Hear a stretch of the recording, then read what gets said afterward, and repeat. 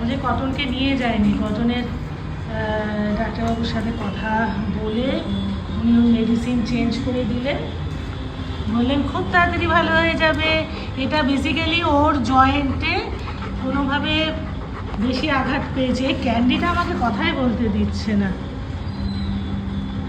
ওই জয়েন্টের পেনের জন্যই ওর এটা মাঝে মাঝে হচ্ছে। তবে উনি সেদিনও বলেছিলেন একটু টাইম দিতে হবে, আর একদম মানে বেশি যেন লাফালাফি এগুলো না করে সেইটা একটু দেখতে বলেছেন। এই দেখা আরেকজনকে দেখো শুয়ে পড়েছে।